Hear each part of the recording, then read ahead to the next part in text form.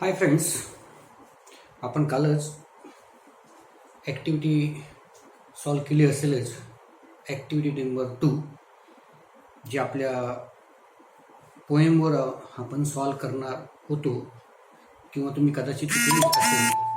ती ॲक्टिव्हिटी आपल्या या पोएमवर द इन्स्केप रॉकवर अगदी सोपी आहे. असो, आज आपण आपल्या पोएमवरचा जो महत्त्वपूर्ण भाग आहे ब्रेन स्टॉर्मिंग, पेज नंबर 107 याच्यावर फोकस करणार आहोत. याच्याविषयी सखोल असं चिंतन मनन जे काही ॲक्टिव्हिटी असतील त्याच्यावर आपण राईट डाऊन करू म्हणा किंवा समजून घेऊ. तर त्यातली जी पहिली ॲक्टिव्हिटी आहे A1 ती आहे narrate in groups. Narrate in groups the scene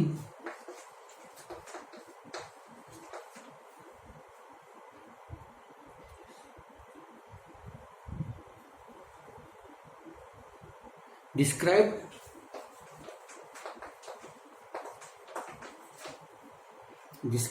in the beginning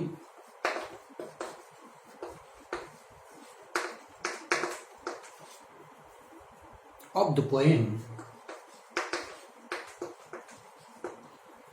आपल्या ज्या पोएममध्ये narrate in groups the scene describe in the beginning of the poem, पोएमच्या सुरुवातीला कशा प्रकारचं सीन आहे, सीन म्हणजे दृश्य दाखवलेलं आहे, वर्णन केलेलं आहे, ते आपल्याला मांडायचं आहे किंवा तुम्हाला ते मांडायचं आहे. Okay my friends, now in the beginning we had seen, I will read the poem. No stir in the air, no stir in the sea, the ship was as still as she could be. Her sails from the heaven received no motion, her nail was steady in the ocean. थोडक्यात आता ही position कशी दाखवली त्या सीची, ओशियनची. The ocean in the beginning. आता answer कसं लिहायचं तुम्ही? In the beginning the ocean was still and silent. There was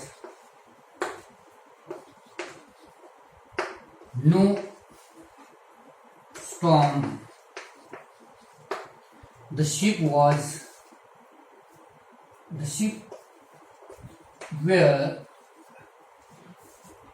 traveling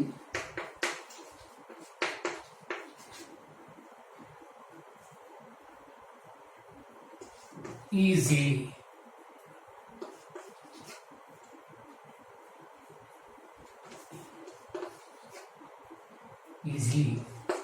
थोडक्यात सायलेंट वातावरण तिथलं, जहाज अगदी हळुवारपणे चालले होते. विदाउट आयदर साइन और sound of their shock, the waves flowed over the Inkscape rock. Okay, and the waves of this ocean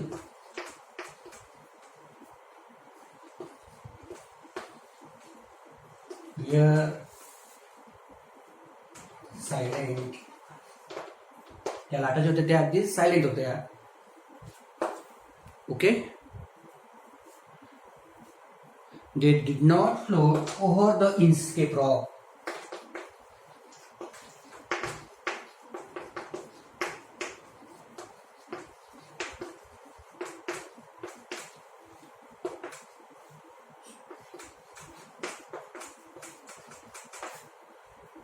थोडक्यात हे वर्णन, थोडक्यात 5-6 ओळींचं वर्णन आपल्याला या ठिकाणी या ॲक्टिव्हिटीमध्ये करायचं आहे. You can write down. Okay my friend, now we have activity number 2. Complete the following sentence. A2.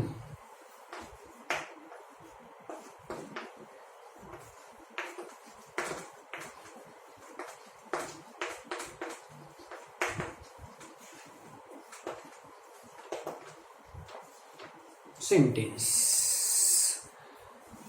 आता हे वाक्य आहेत, हे वाक्य आपल्याला पूर्ण करायचे आहेत. मी वाक्य वाचेन, फक्त तुम्हाला ते जे कारण आहे ते मी ब्लॅकबोर्डवर या ग्रीन बोर्डवर लिहून देईन, बाकी वाक्य लिहिणार नाही मी, कारण ऑलरेडी त्या पुस्तकात ते वाक्य दिलं आहे. A, the abbot of Aberbrothok placed a bell on the Inchcape rock because, कारण सांगायचं आहे की त्या व्यक्तीने, त्या ॲबॉट ऑफ ॲबरब्रथॉक यांनी त्या इन्स्केप रॉकवर बेल लावली होती. कारण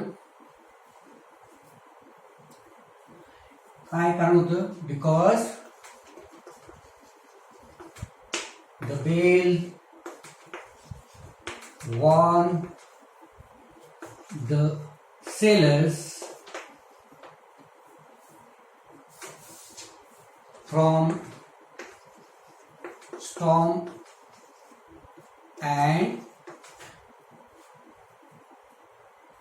the rock which was inside the ocean.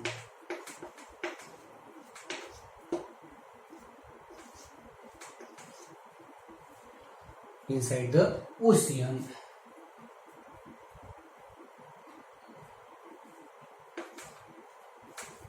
एवढं जरी मांडलं तरी भरपूर आहे. फक्त ती बेल काय करायचे? लोकांना चेतावणी देऊन द्यायचं. काय द्यायचं? चेतावणी द्यायचं काम करायचं. त्यानंतर सेकंड आहे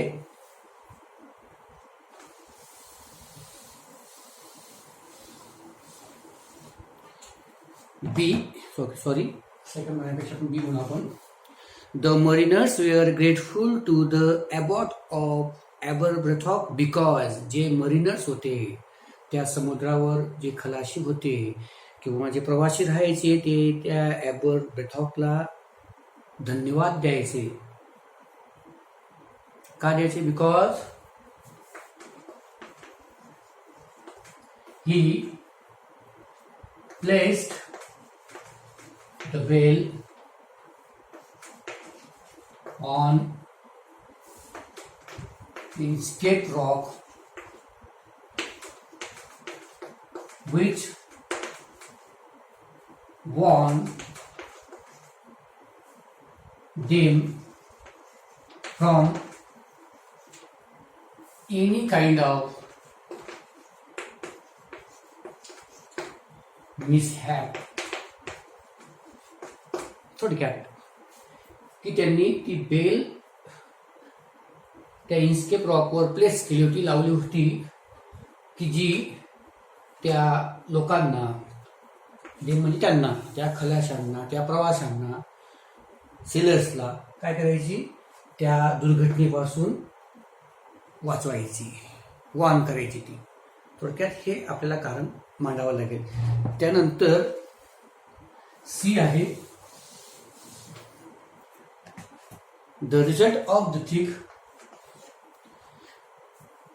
haze that covered the sky was that, त्या पोएममध्ये शेवटी तो जो राल्फ त्याच्या खलाशांसोबत येतो आणि मग त्या आकाश अगदी हेजने, म्हणजे थोडक्यात धुक्याने पसरलेलं असतं, वादळ असतं. त्याचा अर्थ काय होतो? That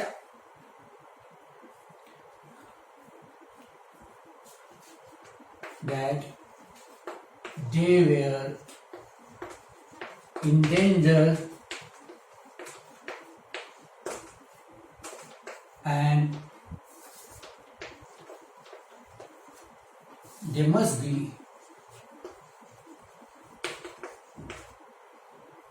lose their life, lose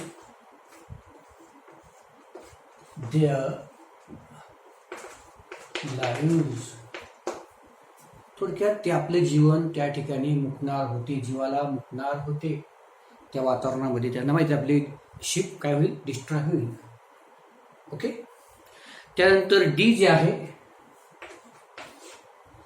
the rover in frustration pulled his hair and कर्स हिमसेल्फ बिकॉज, तो जो रोवर आहे sir Ralph rover, the rover, तो आपले केस खासतो, केस उपटतो, स्वतःला दूषण देतो, शिव्या घालतो. कारण त्याने because he had made a great mistake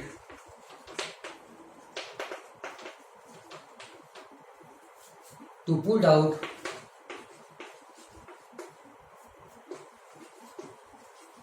the bail, which would be helpful to them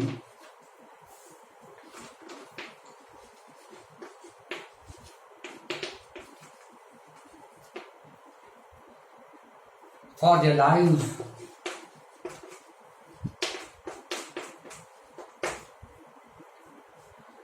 त्याने काय केलं आगाऊपणा थोडक्यात की त्याने ती बेल पुल केली होती, काढून टाकली होती की जी बेल त्याला त्यांच्या खलाशांना इतरांना उपयोगी पडणार होती, त्यांच्या त्या मार्गक्रमासाठी जाण्यासाठी उपयोगी पडणार होती. परंतु त्याने तसं केलं नाही, ती फेकून दिली, तोडून टाकली. आणि त्याच्याने मग त्याला शेवटी काय वाटलं, आपण फार मोठी चूक केलेली आहे.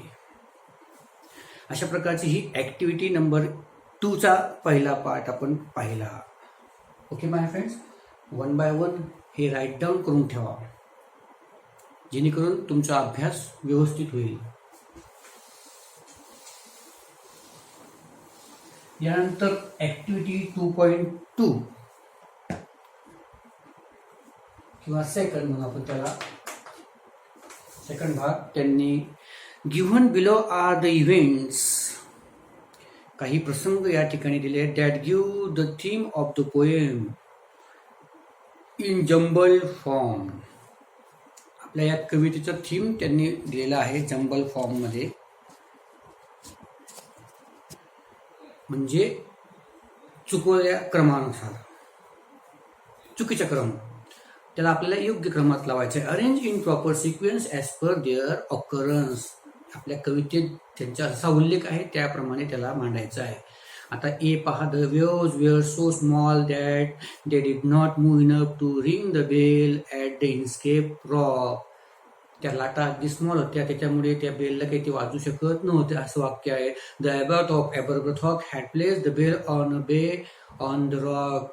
त्या ॲबरब्रथॉकनी त्या ठिकाणी त्या समुद्रात, त्या रॉकवर, त्या दगडावर, त्या इन्स्केप रॉकवर बेल लावलेली होती. त्यानंतर there was a thick haze spread over the atmosphere. त्या परिसरात अगदी घनदाट असं धुकं पसरलं होतं. Ralph bent over from the boat. Ralph त्या बेटवरून वाकले आणि sir Ralph curse himself in despair and in his frustration tore his hair. Sir Ralph हे जे आहे स्वतःला दूषण देतात, स्वतःला कमी लेखतात की आपण ही मोठी चूक का केली. असे हे 5 प्रसंग आहेत. त्यातला पहिलं वाक्य कोणतं येईल मग ठरवा. आता पहिलं मला वाटतं, the abbot of Aberbrothok had place the bell on a bay on the rock. First, B is first. या ठिकाणी वाटल्यास मी मेन्शन करून देतो, बी फर्स्ट सेंटेन्स. त्यानंतर मग मला वाटतं the waves were so small, ये सेकंड सेंटेन्स, किंवा आपण असं म्हणू बी ए. थर्ड सेंटेन्स जे येईल ते येईल the Ralph bent over from the boat, D. नंतर 14 सी, ते वाक्य कोणतं आहे, there was a thick haze spread over the atmosphere. आणि शेवटचं मग सांगायची तुम्हाला गरज नाही, ते म्हणजे ई, आपलं जे डोकं तो खाजायला लागतो. अशा प्रकारचा हा क्रम तुम्हाला मांडायचा आहे, सांगायचा आहे. ओके. त्यानंतर थर्ड जी ॲक्टिव्हिटी आहे ती describe the qualities of the abbot of Aberbrithok in your own words. तुमच्या स्वतःच्या शब्दात त्या ॲबरब्रथॉकच्या जे क्वालिटीज आहेत, तुम्हाला माहिती त्यांनी काय केलं होतं, त्यांच्या क्वालिटी तुम्हाला त्या शब्दात मांडायचं आहे.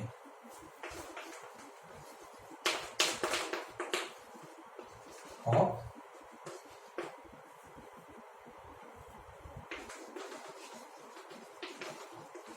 ॲबरबथॉक 1 2 3 4 5 अशा ह्या क्वालिटीज दिलेल्या आहेत. त्यांनी 2 क्वालिटी दिल्या आहेत. बेनिव्हलंट, सौजन्यशील म्हणून त्याला,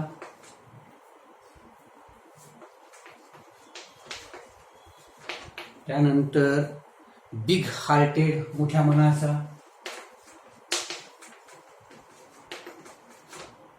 मग आता काही त्याचे जे गुण आहेत ते त्या ठिकाणी तुम्हाला फिलअप करायचे. म्हणजे तो काय होता, स्पिरिच्युअल होता, चांगुलपणा त्याच्या अंगात होता. त्यानंतर काइंड होता, दयाळू होता. त्यानंतर कॉम्पॉझिनेट,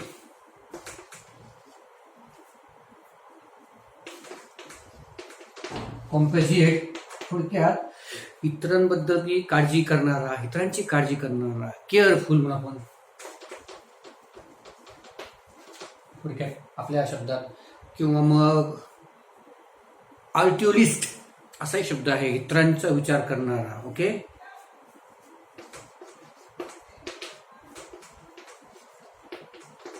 आल्ट्युरिस्ट अशा प्रकारचा तो होता. अशा हे त्याचे गुण तुम्हाला त्या ठिकाणी फिलअप करायचे आहेत. ओके माय फ्रेंड, अशी मांडणी तुम्ही तुमच्या नोटबुकमध्ये करून घ्या. त्यानंतर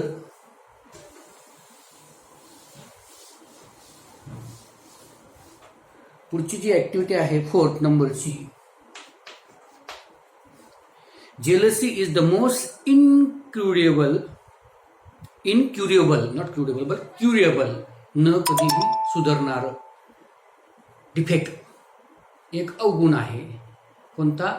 जेलसी, ईर्ष्या, मत्सर, हा कधी न सुधारणारा एक माणसातील अवगुण आहे. जस्टिफाय, वर्णन करा. आता jealousy is most incurable defect or fault in human life. Just here, or I write, okay, it is a great defect in human life if one follow it. याखाने जर एखाद्या व्यक्तीने जर तो मनात ठेवला कोणता दुराग्रह, ईर्ष्या, तर त्याच्याबद्दल आपण बोलणार, ईर्ष्या जो बाळगतो त्याच्याबद्दलचे हे मांडणी करायची की जेलसी किती वाईट आहे. Okay, it is great defect in human life if one follow it, it harms one's life. ते काय करतं, इतरांचे जीवन उद्ध्वस्त करण्यासाठी ते प्रयत्नशील असतं. It is totally opposite to मनकाइंडनेस.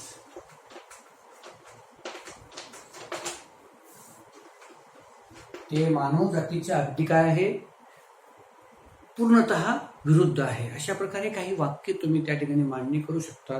Jealousy बद्दलचे काही विधान तुम्ही देऊ शकता. त्यानंतर मग बट द रोअर्स मत was wickedness. Explain the line in your on words with the help of the poem. But the roars मत, या ठिकाणी तो जो रोअर्स आहे, राल्फ रोअर, काय त्याचं नाव आपलं, त्या सर राल्फ द रोअर यांचं, बट द रोअर्स मत वॉज विकेडनेस, त्याच्या आनंदाचं रूपांतर ईर्ष्येत झालं होतं थोडक्यात.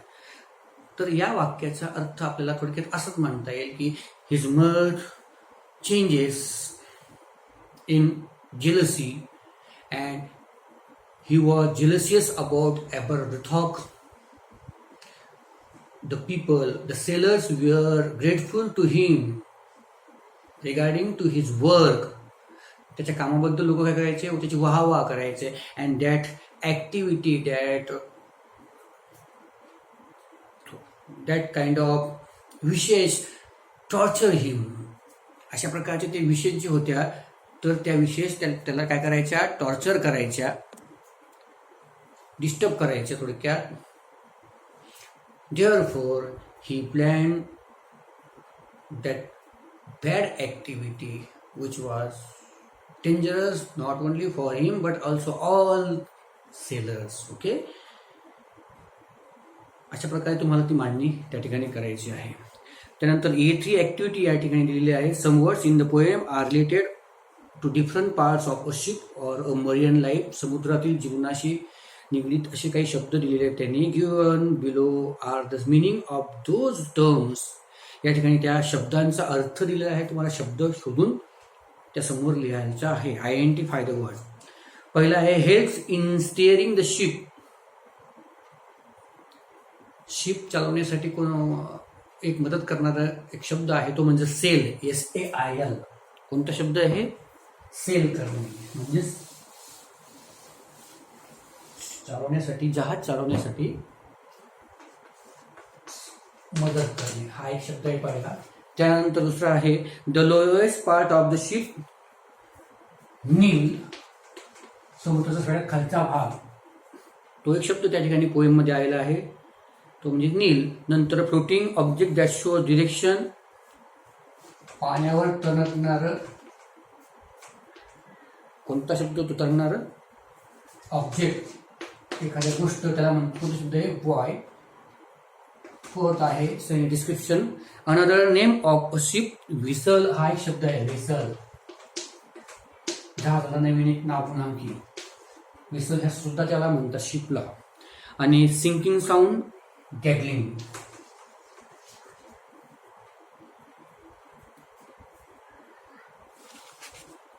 ओके, त्या ठिकाणी पहा 2 मिनिटं.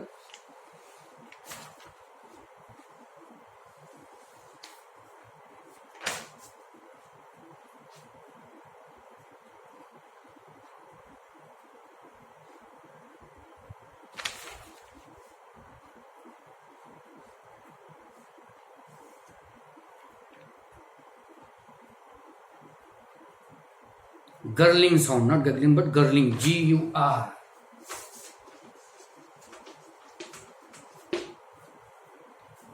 ओके, अशा प्रकारच्या ह्या ऍक्टिव्हिटी तुम्हाला सॉल्व्ह करायच्या आहेत. या ठिकाणी आपण थांबू. आपला ब्रेन स्टॉर्मिंगचा हा पहिला पार्ट आपण आज पाहिला. नंतरचा पार्ट आपण सेकंड लेक्चरला पाहू. ओके माय फ्रेंड्स, गुड डे.